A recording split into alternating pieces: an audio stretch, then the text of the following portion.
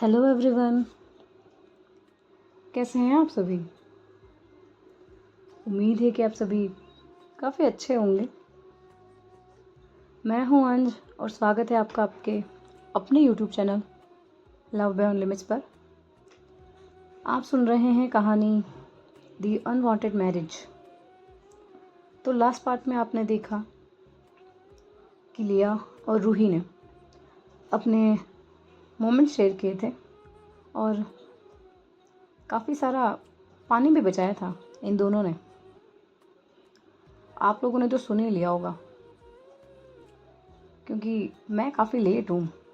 I know and I am sorry for that. So back to the story.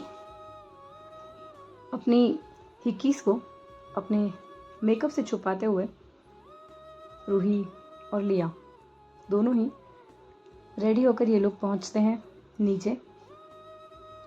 वहाँ रूही मिलती है अपने mom dad और सारा से, जिन्हें लिया ने बुलाया था। सभी के उदास चेहरों को देखकर लिया सभी से पूछती है कि हुआ क्या। युवान एक टैबलेट लिया की तरफ बढ़ाता है और लिया वो देखकर थोड़ा शॉक हो जाती है।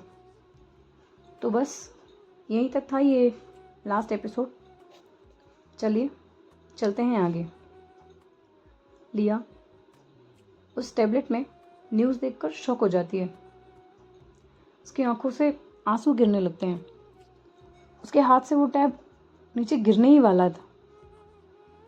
लिया को इस शॉक पोजीशन में खड़ा देखकर रूही उसके पास आती है और उस फ्लोर पर गिरते हुए टैबलेट को उठाती है और देखती है कि लिया ने ऐसा क्या देख लिया। तो टैब में विराज की सुसाइड की न्यूज़ चल रही है कि उन्होंने जेल में ही सुसाइड कर लिया।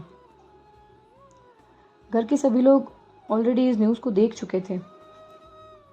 वो सभी इस न्यूज़ से गहरे सदमे में थे, शॉक में थे। सभी चाहते तो थे कि विराज को उनके किए की सज़ा मिले, मगर वो इस तरह से होगा वो ये लोग कभी नहीं चाहते थे। लिया आलोक की आंखों में देखती है। आलोक की आंखों में ये न्यूज़ देखकर आंसू थे। आखिर विराज कैसे भी थे, वो थे तो आलोक के फादर ही। लिया आलोक के पास आकर उनके कंधे पर हाथ रखते और कहते, आई एम सॉरी डैड, मैं ऐसा बिल्कुल भी नहीं चाहती थी। आप जानते हैं ना, मैं तो बस उन्हें उनके किए की सज़ा दिलवाना चाहती थी। मैंने कभी भी ऐसा नहीं सोचा था कि वो ऐसा कुछ कर सकते हैं। आई am sorry dad, I am so sorry. ये सब उन्होंने मेरी वजह से ही किया है। सब कुछ मेरी ही गलती है। मुझे ये सब करना ही नहीं चाहिए था। नहीं ली, इन सब में तुम्हारी कोई गलती नहीं है। तुम्हें सॉरी बोलने की कोई ज़रूरत नहीं है।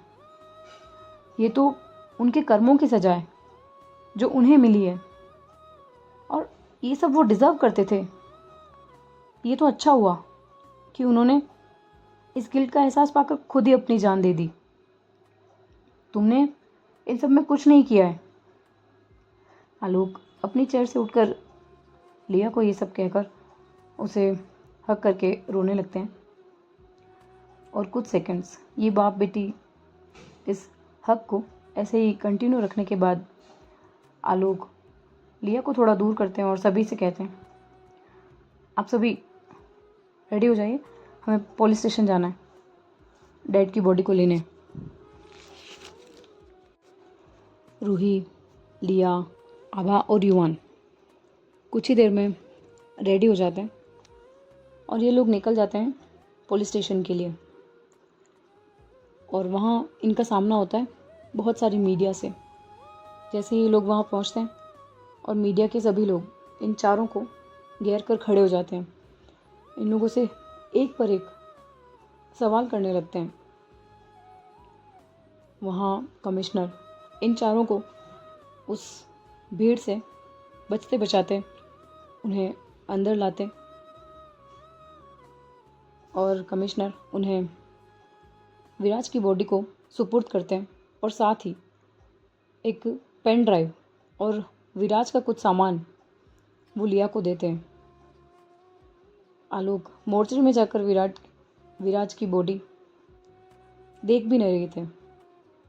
उन्हें उनकी शक्ल देखकर ही घिन आ रही थी। जिस वाइफ से वो इतना प्यार करते थे, जिस बेटी को इन्होंने अपना बड़ा बेटा माना था, विराज ने उन्हीं को जान से मारने की कोशिश की। वो बस यही सब सोचकर वहाँ खड़े उस मोर्चरी में खड़े 2 लोगों से कहते हैं, प्लीज़ ले जाइए इन्हें। आलोक और उनके परिवार वाले सभी मेंबर्स विराज की पूरे रीति रिवाज के साथ उनका अंतिम संस्कार करते हैं और कुछ ही देर में ये लोग अंतिम संस्कार कर वापस घर आते हैं। सभी लोग एकदम शांत लिविंग एरिया में बैठे, बिल्कुल पिन ड्रॉप साइलेंस। अगर एक सुई भी गिरे तो भी वहाँ उसकी आवाज़ साफ साफ सुनाई दे जाती। इतना शांत था अभी वहाँ का माहौल। तभी लिया को याद आता है कि कमिश्नर सर ने उसे एक पेन ड्राइव दी थी विराज के सामान के साथ। तो वो उस पेन ड्राइव को लैपटॉप में लगाकर देखती है। उसमें एक वीडियो क्लिप थी जो विराज ने शायद जेल जाने से पहले ही रिकॉर्ड कर लिया था, क्योंकि वो उस वीडियो क्लिप में उनके घर में ही बैठे दिख रहे थे। शायद उन्हें उनके कर्मों का एहसास बहुत पहले ही हो चुका था। विराज के शब्द उस वीडियो क्लिप में कुछ यूँ थे, लिया, ये वीडियो मैं तुम्हारे लिए बना रहा हूँ बेटा। अगर ये क्लिप तुम देख रही हो, इसका मतलब मैं इस दुनिया में नहीं हूँ। सॉरी लिया बेटा, मैंने तुम्हें कभी समझा ही नहीं, ना ही तुम्हारी माँ शारदा को। अगर मैंने थोड़ी भी कोशिश की होती तो आज तुम्हें ये दिन नहीं देखना पड़ता। मैं अपने पैसे, रुतबा, अपनी शान, अपनी रेपुटेशन में इतना खो गया था कि मैं शारदा की अच्छाई को कभी समझ ही नहीं पाया। उसने कभी भी मेरी डिसरिस्पेक्ट नहीं की। मैंने चाहे उसके साथ कितना ही बुरा बर्ताव किया, लेकिन शारदा ने कभी पलटकर जवाब नहीं दिया। और तुम शारदा की परछाई हो, बिल्कुल उस जैसी ही हो जैसी वो थी। दयालु, सभी लोगों को एक जैसा समझने वाली, किसी में भी भेदभाव नहीं करती थी वो। पैसा, ये शान उसके लिए कभी कोई मायने नहीं रखता था, ना तुम्हारे लिए रखता है। मुझे पता है लिया, मैंने तुम्हारे और तुम्हारी माँ के साथ बहुत बुरा किया है, और इन सब के लिए तुम मुझे कभी माफ़ नहीं कर सकती, क्योंकि मैं माफ़ करने लायक हूँ भी नहीं, और अब ना ही मैं किसी से नज़रें मिलाने लायक बचा हूँ। आलोक बेटा, मैं कभी एक अच्छा बाप नहीं बन पाया, ना ही एक अच्छा दादा, और ना ही एक अच्छा ससुर, ना एक अच्छा इंसान बन पाया बेटा। मुझे माफ़ कर देना। मैं अब तुम लोगों से अपनी नज़रें नहीं मिला सकता। मुझे अपनी गलतियों का एहसास हो चुका है, और मैं अब फैसला ले चुका हूँ कि मुझे इसकी क्या सज़ा मिलनी चाहिए। हो सके तो आप सभी मुझे माफ़ कर देना। जैसे ही विराज का ये वीडियो क्लिप ख़त्म होता है, लिविंग एरिया में बैठे सभी लोगों की आंखों में आंसू हैं। लिया बिना कुछ बोले ही वहाँ से चली जाती है अपने रूम की तरफ। उसे जाता देख आलोक रूही से कहते हैं, रूही बेटा, लिया के साथ जाओ। नहीं डैड, मुझे लगता है हमें कुछ देर लिया को अकेला छोड़ देना चाहिए था। लिया को अभी हम सब के साथ के अलावा उसे खुद का साथ चाहिए। हाँ बेटा, तुम सही कह रही हो। आलोक रूही की बात को सुनकर उसे कहते हैं। और अब इन लोगों को उस हॉल में बैठे काफ़ी देर हो चुकी है, लेकिन लिया अभी भी अपने रूम से बाहर नहीं आई थी। अब रूही अपने रूम के अंदर जाती है तो देखती है कि लिया बालकनी में खड़ी है, अपने हाथों को अपने सीनों पर बांधे। रूही अपने कदमों को उसके पास करती है और उसके शोल्डर पर हाथ रखती है। लिया टर्न होकर रूही को देखती है और उसे हग कर लेती है। रूही उसकी बैक को रब करती है और उसे कंसोल करती है। कहती है, मंकी, इट्स ओके, इसमें तुम्हारी कोई गलती नहीं थी। प्लीज़ गिल्टी फील मत करो। नहीं लव, उन्होंने उन्होंने सुसाइड मेरी वजह से किया है। उन्हें ये नहीं करना चाहिए था। उन्होंने जो किया उन्हें उनकी सज़ा पुलिस देती, पर उन्होंने ये क्यों किया? ये नहीं करना चाहिए था। ये बिल्कुल भी अच्छा नहीं हुआ लव। रूही लिया को अपने आप से थोड़ा दूर करते हुए उसकी आंखों में आए आंसू को अपने थंब से साफ करते हुए उसे कहती है, hey monkey, listen, please please don't cry. रोना बंद करो यार। मेरा मंकी ऐसा रोता हुआ अच्छा लगता है क्या? बिल्कुल नहीं। मेरा मंकी बहुत स्ट्रांग है, वो ऐसे नहीं रोता। और तुम चाहती थी ना उन्हें सज़ा देना, तो उन्हें मिल गई उनके किए की सज़ा। इसमें तुम्हारी तो कोई गलती नहीं है। उन्हें पछतावा हुआ और उन्होंने कर लिया जो उन्हें करना था। अब चुप हो जाओ प्लीज़। रूही बस ये कहती ही है और लिया फिर से रूही को हग कर लेती है। और कुछ देर बाद वो रूही से कहती है, लव, मुझे तुमसे एक बात करनी थी। हाँ बोलो मंकी, क्या बात है? लव, मैंने तुम्हें एक बात नहीं बताई थी।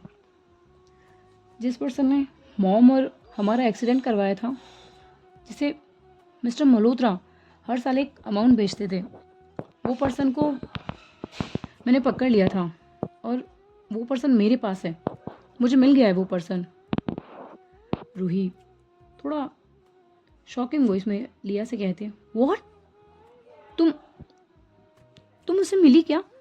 तुम्हें वो कैसे मिला? हाँ वाइफी, मैं उससे मिली थी और ये सब मैं बाद में बताऊंगी तुम्हें कि वो मुझे कैसे मिला। और उसने सब कुछ कन्फेस भी कर लिया है कि मिस्टर मल्होत्रा ने ही हमें मारने के लिए उसे कॉन्ट्रैक्ट दिया था।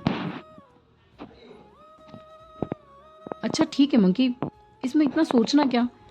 अगर उसने सब कुछ कन्फेस कर ही लिया है तो बता दो कमिश्नर अंकल को, बाकी वो सब देख ही लेंगे। रूही लिया से कहती है। लिया रूही की बात का जवाब देती है और फिर से उसे कहती है, हाँ लव, तुम्हें क्या लगता है मैंने ये नहीं किया होगा? मैं ये सब ऑलरेडी कर चुकी हूँ, बट एक प्रॉब्लम है। प्रॉब्लम? कैसे प्रॉब्लम? रूही लिया की बात को थोड़ा सा शॉकिंग वे में जवाब देती है और कहती है। लिया रूही का फेस अपने दोनों हाथों में लेते हुए कहती है, लव, प्रॉब्लम ये है कि उसकी एक 5 साल की बेटी है, याचना, और वरदराजन के अलावा उसका कोई नहीं है। रूही लिया की बात सुनकर थोड़ा कंफ्यूज हो जाती है और कहती है, मंकी, तुम्हारे कहने का क्या मतलब है? और वो बच्ची अभी किसके पास है? लिया रूही के हाथों को पकड़कर उसे वहाँ रखे काउच पर बिठाती है और खुद उसके सामने नीज़ पर बैठ जाती है और उसके हाथों को अपने हाथों में लेती है। यहाँ रूही शॉक्ड है कि लिया को क्या हुआ, वो सडन इतना सॉफ्ट कैसे हो गई, इतना जेंटल कैसे हो गई, क्या हुआ इस मंकी को। वो अपने मन में सोच ही रही थी कि तभी लिया अपने शब्दों को उसके सामने रखती है। वाइफी, वो बच्ची हमारे पास है। Wait wait wait wait, monkey, हमारे पास है का क्या मतलब है? लव, मतलब वो भी कमिश्नर अंकल के पास है। वो कमिश्नर अंकल ही थे जिन्होंने मुझे एलएम बनाने से लेकर वरदराजन को ढूंढने और उसकी बच्ची को सेफ रखने में मेरी हेल्प की है, मेरी काफ़ी मदद की है उन्होंने। कमिश्नर अंकल माँ के बेस्ट फ्रेंड थे और ये बात माँ ने ही मुझे बताई थी और उनकी डायरी में मैंने कमिश्नर अंकल के बारे में पढ़ा भी था। मैं उन्हें बचपन से जानती हूँ और याचना अभी उन्हीं के पास है। रूही लिया की बातों को सुनकर कहती है, तो मंकी, तुमने क्या सोचा है? उस बच्ची के लिए कहाँ रखोगे तुम उसे? किसी ऑर्फनेज में या? लिया रूही की तरफ बहुत ही प्यार से देखती है और कहती है, वाइफी, तुम गुस्सा नहीं हो? मैंने तुमसे इतनी बड़ी बात छुपाई? नहीं मंकी, इसमें गुस्सा होने वाली क्या बात है भला?